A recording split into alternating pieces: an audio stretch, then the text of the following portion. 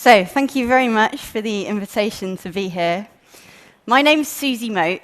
I'm Associate Professor of Behavioural Science at Warwick Business School.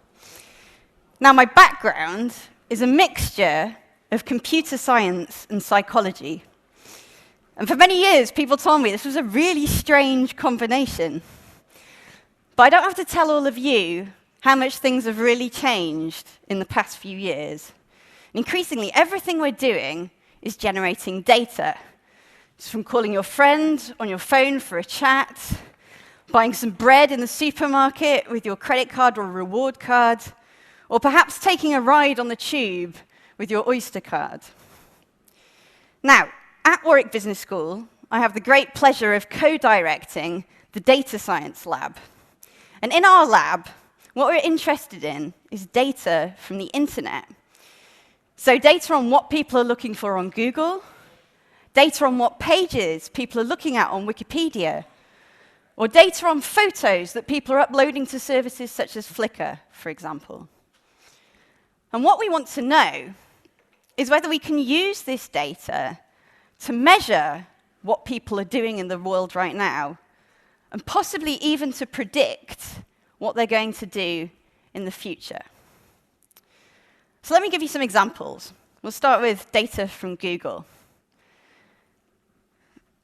So one of the things we were really fascinated about, there we go, works, was the breadth of this data. It spans the entire world, and never before have we had an opportunity to measure what information people all around the world are looking for.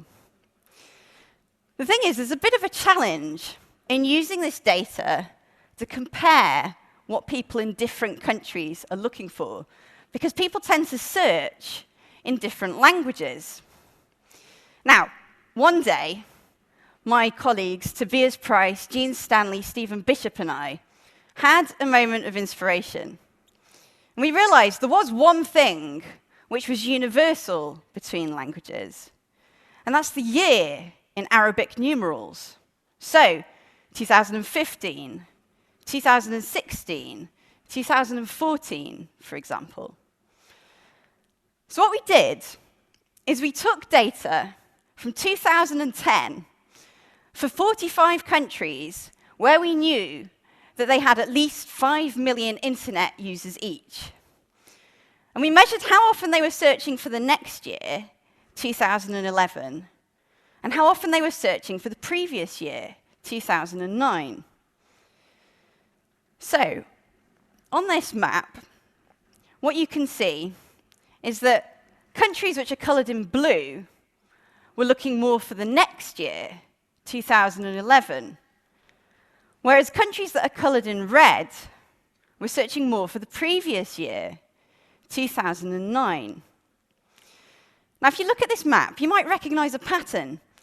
You can see that some of the countries which are coloured in blue, such as Germany and Switzerland, are countries where we know that on a global scale, their citizens are reasonably well off. Whereas in comparison, some of the countries which are coloured in red, such as India, are countries where we know that, again, on a global scale, their citizens are not as well off. So to investigate this pattern in more detail, we created what we called a future orientation index. And for each of these countries, we divided the number of searches we saw for the next year, 2011, by the number of searches we saw for the previous year, 2009. And we compared this to the per capita GDP for each of these countries. And what we saw was that internet users from countries with a higher per capita GDP tended to be searching for more information about the future. Now, there's a number of reasons this might be the case. It might be that greater economic success allows you to focus on the future, or perhaps that a greater focus on the future might support economic success. Or another interpretation might just be that what we're measuring here is that internet users in countries with a higher per capita GDP are increasingly reliant on data on the internet to help them make decisions about what they're going to do in the future. Now, this last point is quite important. We know that generally, when people are looking for information online, it's possible that they're looking for that information to try and help them make decisions about what they're going to do in the future. And there's a number of areas where it would be useful for us to be able to anticipate what people were going to do in the future. And one of those is the stock markets. Now, I don't have to tell all of you that the big crash in stock market prices in 2008 had repercussions for people a long way beyond the traders who were trading in those markets. And so what my collaborators, Tobias Preis, Stanley, and I wondered was whether we might be able to find a link between changes in patterns of people looking for financial information online and subsequent stock market moves. So to test this idea, we created a hypothetical trading strategy, trading on the Dow Jones Industrial Average. And this strategy worked like this. We'd used data on how often people had been looking at Wikipedia pages. So consider a Wikipedia page, such as the page about the Bank of America. We'd look at how often people had looked at that page in week T, and we'd compare it to the number of times that they'd looked at that page in the previous 3 weeks. And if we found that people had looked less at that page than they had on average in the previous few weeks, then we'd buy the Dow Jones at the beginning of the next week and sell it back a week later. If, on the other hand, we saw they'd been looking more at that page in this week than in the previous few weeks, then we'd sell the Dow Jones at the beginning of the next week and buy it back a week later. Now, we didn't just do this with the page about Bank of America. We did it for pages about all 30 companies which were listed in the Dow Jones Industrial Average. So companies such as JP Morgan or IBM, for example. And using data we had from the end of 2007 to early 2012, when we carried this analysis out, we tried out our trading strategy. And what we found was that indeed, increases in people looking at those Dow Jones company pages tended to be followed by stock market falls. Now, at the time, we were very lucky. We were working with an excellent PhD student, who I'm very happy to say is now Dr. Chester Curme. And Chester said, well, we don't just have information on how often people have been looking at those pages.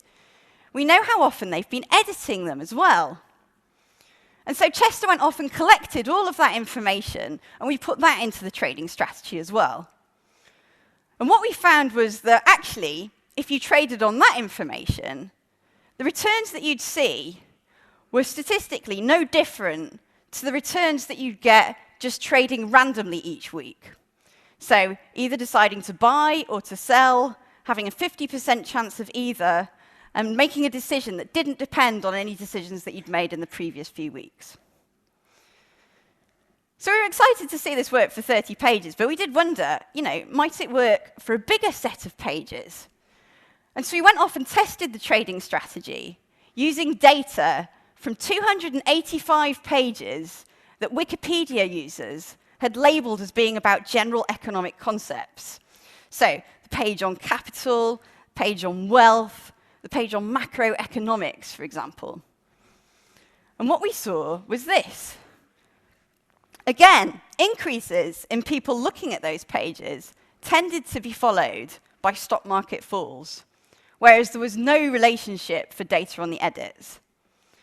Now, there's a number of reasons that this lack of signal for the edits might be there. If you think about how you and I use Wikipedia, it won't surprise you to know we've got an awful lot more data on people looking at these pages than we have on people editing these pages. And indeed, in this case, we had so few records of how often people had been editing these pages that sometimes the strategy was unable to move. Alternatively, it could, of course, be the case that there's a complete disconnect between the group of people who have been editing these pages and the group of people who have any influence on stock market moves. So it had worked for 2 sets of pages about financial topics, but we wondered, would it work for just any old Wikipedia pages? Because that wouldn't make an awful lot of sense. So we tried to trick the trading algorithm by putting in data on pages which weren't financially related at all. Pages about actors and filmmakers, so George Clooney and Sandra Bullock, for example. And what we found was this: absolutely nothing. So trading on that information would lead, indeed, just to what you would have found by trading randomly. So we found that increases in people searching for financial information on Wikipedia could serve as early warning signs for subsequent changes in stock market prices. And the stock markets aren't the only place where we've looked at using online data to anticipate people's behavior in the future. Using data from Google, Wikipedia, Google Analytics, we've seen that this data can provide insight into future behavior across a range of areas. For example, helping us estimate where songs are going to chart, or indeed help us work out how many students we can expect to arrive at our university the next year. But these are all examples using data on text that people have been looking for online. And we know that increasingly, online information isn't just textual, there's lots of photos there too. So consider this picture. This is a map we created simply by plotting the location of 32 million photos that Flickr users took and uploaded in 2012. We were looking at this map and we thought, this gives us a lot of information about where those Flickr users are. And potentially, if they're taking photos on holiday or as they travel around, where they're going to as well. And this was of interest to us because we know that the government invests a lot of money into trying to work exactly this sort of thing out. So if you've flown often enough into a British airport, you might at some point have been grabbed by an official with a clipboard who wanted to know where you'd spent the last 12 months. And this is currently how the British Office for National Statistics tries to estimate the origin of tourists to the UK.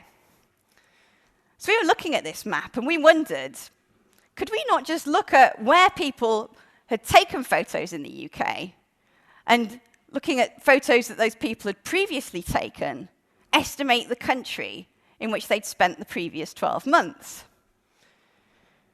So using data from 28 countries where the ONS had also collected data, from 2008 to 2013, that's exactly what we did. We created these Flickr estimates, and we compared them to the ONS's estimates. And we found that, indeed, there was an excellent correspondence.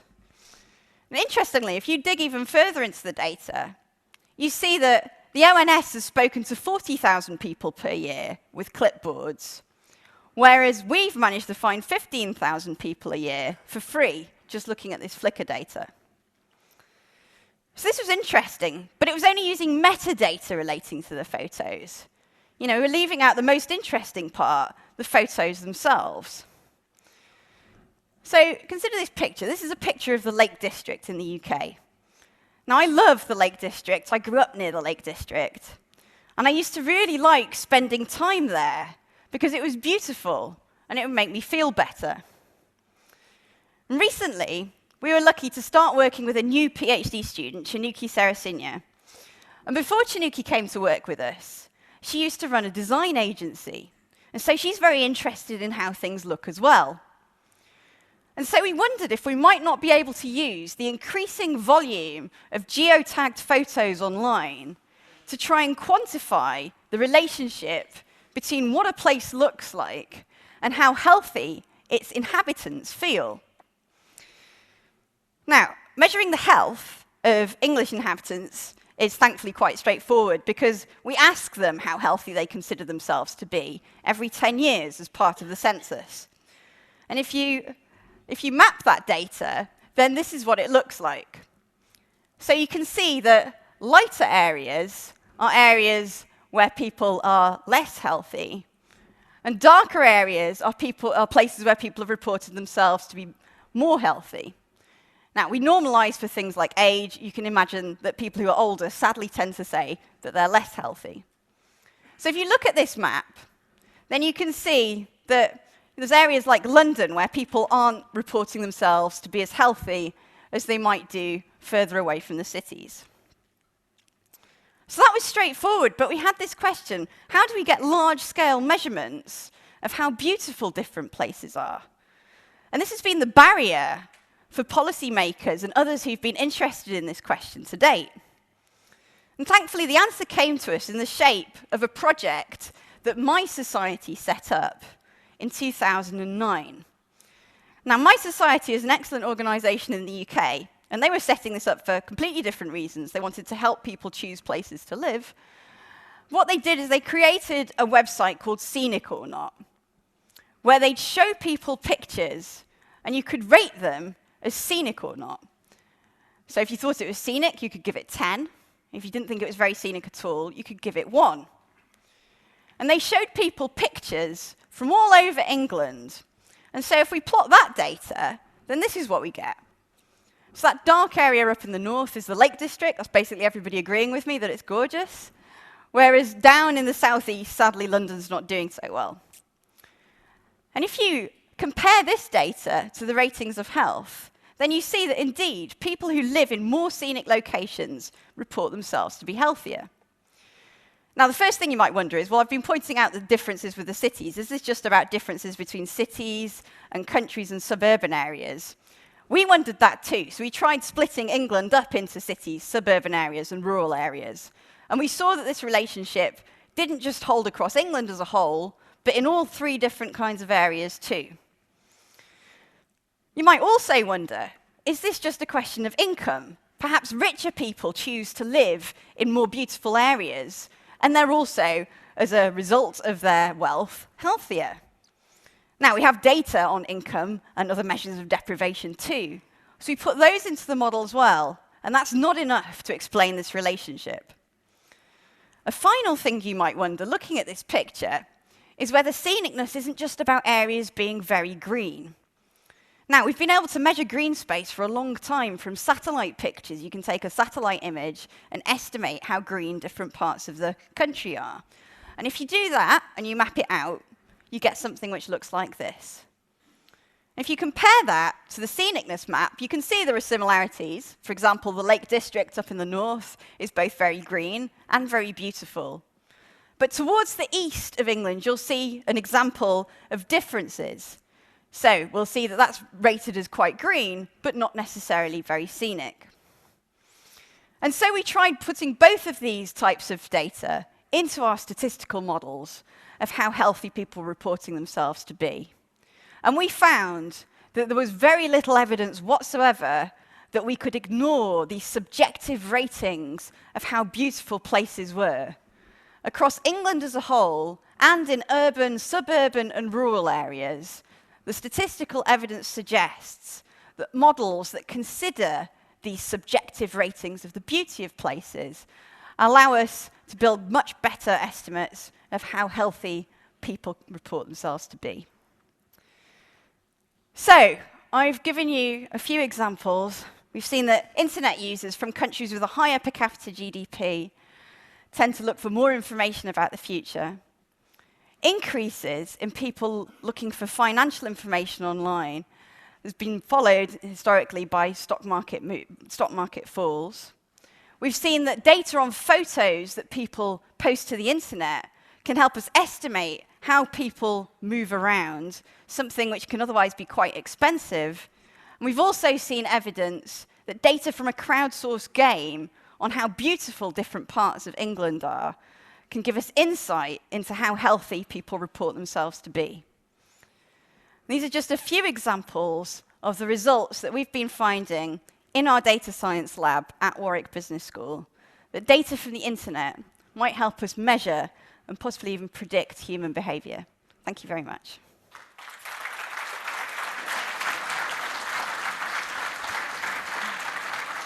Thank you.